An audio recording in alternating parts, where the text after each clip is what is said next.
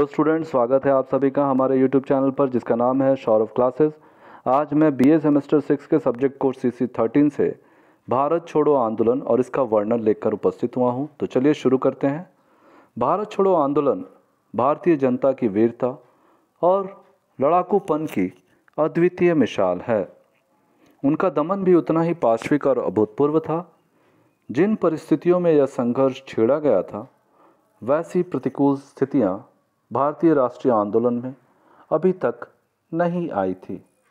द्वितीय विश्व युद्ध की आड़ लेकर सरकार ने अपने को सख्त से सख्त कानून से लैस कर लिया था और शांतिपूर्ण राजनीतिक गतिविधियों को भी प्रतिबंधित कर दिया था। 1942 में क्रिप्स मिशन की विफलता से यह स्पष्ट हो गया था कि ब्रिटिश सरकार द्वितीय विश्व युद्ध में भारत की अनिच्छुक साझेदारी को बरकरार रखना चाहती है, लेकिन किसी सम्मानजनक समझौते के लिए तैयार नहीं थी। गांधी जी, नेहरू जैसे नेता इस निष्कर्ष पर पहुंच गए थे कि और अधिक चुप रहना या स्वीकार कर लेना है कि ब्रिटिश सरकार को भारतीय इच्छा के बिना भारत के भाग्य तय करने का अधिकार है। क्रिप्स की वापसी के एक पखवाड़े बाद ही गांधी जी ने कांग्रेस कार्य समिति के लिए एक प्रस्ताव तैयार किया, जिसमें ब्रिटेन को भारत छोड़ने के लिए कहा गया था तथा भारतीय जनता से आह्वान किया गया था कि जापान का हमला हो तो अहिंसक असहयोग करे। संघर्ष अपरिहार्य इसलिए भी होता जा रहा था कि विश्व युद्ध के कारण बढ़ती कीमतें और ज़रूरी वस्तुओं के अभाव से जनसाधारण में बेहद असंतोष था। उड़ीसा और बंगाल और उड़ीसा की नाव को जापानियों द्वारा उनके संभावित इस्तेमाल को रोकने के लिए, जिससे लोगों को दिक्कत हो रही थी, सिंचाई की नहरों का कहीं जापानी जल परिवहन के लिए इस्तेमाल ना कर लें, या सोचकर नहरों का पानी बहा दिया गया, जिससे खेत सूखने लगे थे। मकानों और मोटर गाड़ियों पर भी सेना ने कब्जा कर लिया था। जनता खुशी खुशी युद्ध में शामिल होती तो उसे नहीं अखरता, लेकिन यह सब कुछ उस पर लादा गया था। मलाया और बर्मा की ब्रिटिश सरकार ने जिस तरह खाली कराया, उससे भी काफ़ी शोभ फैला। गौरी बस्तियां खाली कर दी गई और स्थानीय लोगों को उनके भाग्य पर छोड़ दिया गया था।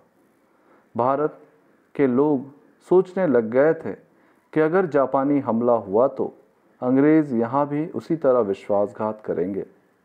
राष्ट्रीय आंदोलन के नेताओं को संघर्ष छेड़ने की ज़रूरत इसलिए भी महसूस हुई क्योंकि लोगों में निराशा फैल रही थी और उन्हें यह आशंका हो गई थी कि यदि जापानी हमले पर जनता द्वारा कोई प्रतिरोध ही नहीं होगा।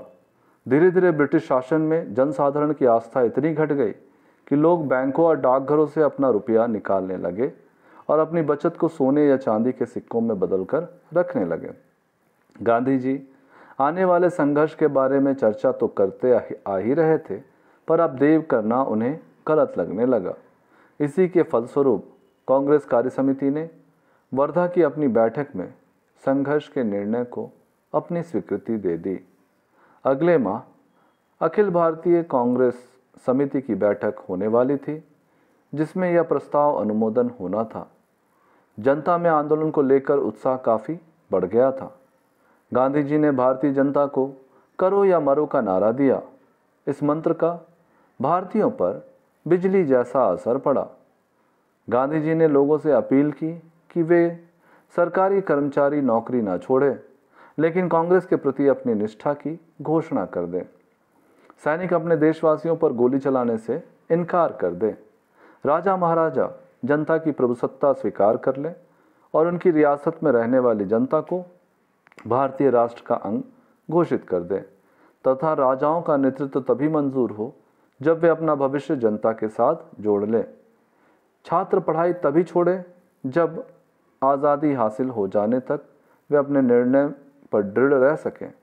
साथ ही किसानों में यदि साहस है तो वे अपना सब कुछ दांव लगाने को तैयार हो जाएं और मालगुजारी देने से इनकार कर दें। परंतु आकस्मिक गिरफ्तारियों के कारण ये निर्देश तो जारी नहीं किए जा सके, लेकिन इस अपील ने गांधी जी के इरादे स्पष्ट हो जाते हैं। 9 अगस्त 1942 के तड़के कांग्रेस के सभी बड़ी नेताओं को गिरफ्तार कर अज्ञात स्थानों पर भेज दिया गया।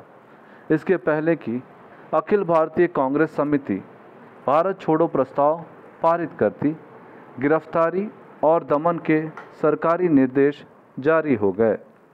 ब्रिटिशों के इस अचानक हमले से देश भर में तूफान आ गया। प्रांतीय तथा स्थानीय स्तर के बड़े नेता गिरफ्तार होने से बच गए। वे अपने अपने इलाकों में चले गए और प्रतिरोधात्मक कार्रवाई में लग गए। अगस्त के मध्य तक विद्यार्थियों तथा अन्य राजनीतिक कार्यकर्ताओं के जरिए आंदोलन की खबर गांव में पहुंचने लगी। उनके नारे थे थाना जलाओ, स्टेशन फूंक दो, अंग्रेज़ों भाग जाओ इत्यादि।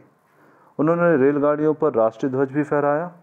विद्रोह ने अधिकतर यह रूप धारण किया कि बड़ी संख्या में किसान पास के कस्बे में जुटते और सरकारी सत्ता के सभी प्रतीकों पर हमला कर देते। कहीं आग लगा दी जाती तो कहीं सरकारी अधिकारियों से मुठभेड़ होती। दमन होता, लेकिन इससे जनता का उत्साह कम नहीं हुआ। 1942 के अंत तक 60,000 से ज़्यादा लोगों को गिरफ्तार किया जा चुका था। सरकार को जनता ने के खुलेआम विद्रोह पर काबू पाने में 6 से 7 सप्ताह लगे, पर इस बीच देश के विभिन्न हिस्सों में आंदोलन का एक भूमिगत संगठन ढांचा भी तैयार हो रहा था। आंदोलन की बागडोर अच्युत पटवर्धन, अरुणा आसफ अली, राम मनोहर लोहिया, सुचिता कृपलानी, जयप्रकाश नारायण जैसे नेताओं के हाथों में थी। ये लोग पैसा और बम, हथियार, बारूद आदि सामग्री इकट्ठा करते और देश भर में बांटते थे। इस भूमिगत आंदोलनों के द्वारा पुलों को नष्ट करने, टेलीग्राफ और टेलीफोन के तार काटने, रेलों की पटरियों को क्षतिग्रस्त करना इत्यादि कार्य संपादित होते थे। यह सच है कि संचार के माध्यमों को नष्ट करने में आंदोलनकारियों को सीमित सफलता ही मिली होगी, पर ऐसे समय में जब सरकार बर्बर दमन पर उतारू थी और खुलेआम राजनीतिक गतिविधियों को असंभव बना दिया गया था, इन कार्यवाहियों से जनता का मनोबल बढ़ा। फरवरी 1943 को एक महत्वपूर्ण घटना घटित हुई। गांधी जी ने जेल में उपवास शुरू कर दिया और यह घोषणा की कि यह 21 दिनों तक चलेगा। सरकार गांधी जी पर लगातार दबाव डाल रही थी कि भारत छोड़ो आंदोलन के दौरान हो रही हिंसा की भर्त्सना करे, लेकिन गांधी जी ने आंदोलन के लिए हो रही हिंसा के लिए सरकार को ही जिम्मेदार ठहराया। गांधी जी का उपवास उस सरकारी दमन का ही जवाब था जिसके तहत हजारों कांग्रेस समर्थकों को बेवजह जेल में ठूस दिया गया था। गांधी जी के उपवास की खबर ने लोगों के आक्रोश में और ज़्यादा वृद्धि कर दी। देश भर में हड़तालों, प्रदर्शनों और जुलूसों का तांता लग गया। जनसभाओं में गांधी जी की रिहाई की मांग की गई। ब्रिटिश सरकार पर देशों एवं विदेशों से भी गांधी जी की रिहाई के लेकर दबाव बढ़ने लगे। इस आंदोलन की खूबी यह थी कि इसके द्वारा आज़ादी की मांग राष्ट्रीय आंदोलन की पहली मांग बन गई।